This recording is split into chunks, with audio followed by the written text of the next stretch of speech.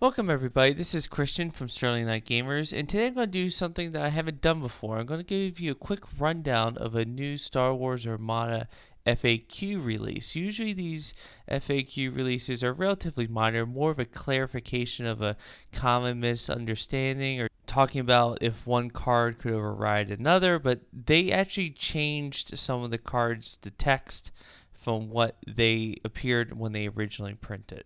The first one of those is the Bomber Command Center.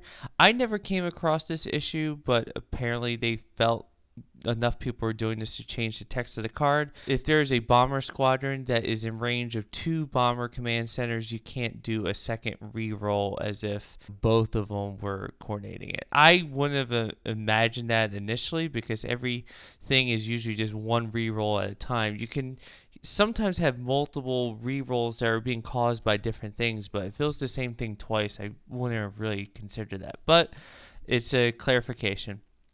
The other one, which is important, is the Demolisher change.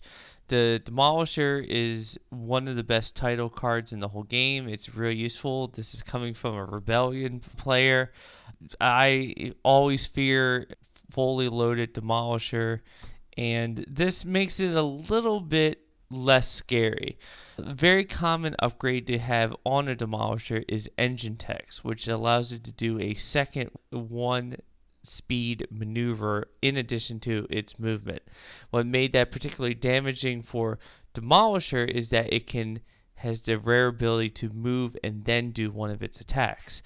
They're just clarifying with this card, and they're making an adjustment in the future that firing after that maneuver has to be done on your first maneuver, so you can't engine tech and get even closer, which was particularly scary because at speed 3 and with the engine tech you can go and leap an incredible distance and do a close range attack, so it makes the Demolisher a little bit less scary. It's still an amazing card and I still think it's very useful, but engine text will probably be used a little bit less often than it was prior. This is also a significant change, as General Ricans card has been depowered a little bit. It's still 30 points like it was before, but this time only once per round when a friendly ship or unique squadron is destroyed, it remains in play, rather than just having it be any of them that die during that round. So that actually puts a severe limitation on it, and for the enemy player, they're obviously going to try to kill as many uniques in a single round as possible, so that way you have to choose which one of those powers it's utilized for. I wasn't a huge Rican strategist. I didn't use him all that often, but unfortunately this makes him significantly less powerful, so I'm going to be inclined to use him even less. Turbo laser reroutes. Another change, it's making it less useful, but it's not so incredibly drastic. For this one, if you use it, you have to exhaust using the defense token instead of this exhausting card, rather than just using the dice and not exhausting the card.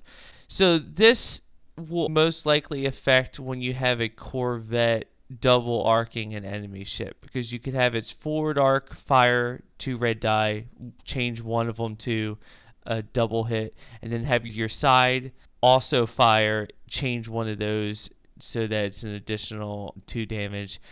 Use each one of your different evade defense tokens. That's unfortunate that you can't do that. Between both of those attacks, hopefully you don't have too many blanks and that you would need to use it both times, so it does depower it a little bit. I would really love it if they could knock it down to 6 points instead of 7 points if they're going to do something like that, but it's a great card. I still think it's going to be used a lot. It's just not as amazing as it was before. The next one is for Major Reimer, who I still think is one of the best villains. They originally had it that friendly squadrons at distance 1 of Reimer could shoot at enemy ships at close or medium range. Now it's just close. So that's not a huge difference because close is still twice as far as their normal range of just the distance 1. But it's not nearly as ridiculous in sniping at medium range to enemy ships. Reimer for 16 points, I think, was actually probably a little bit overpowered. The fact that a whole strategy could be built around him. You just would essentially have to throw squadrons just at him to kill him or tie him up. This is the one change that I think is probably for the best. They probably should have done this originally because it's weird. For all games in the future, you're going to have the text on people's cards not be what the thing actually is, but hopefully just over time people just know that, as well as if they were smart for any future tournament kits, these would be the ones that they should release with the new text so that people get it that way. There's some minor adjustments for flotilla. You can no longer have your admiral on the flotilla. I haven't seen all that often. Every once in a while I've seen someone have like a Vader on a Gazanti just flying off, just being an activation. But for the most part, I don't think that's big of a change. So that's it. These are my thoughts on the recent FAQ. The link is going to be below directly to Fantasy Flights. Do you think these changes were needed? Do you think this rebalances anything? Do you wish they had changed the points of some of these upgrades by adjusting them? Or do you think this is probably what it should have been the whole time? So please have your comments below. Bye.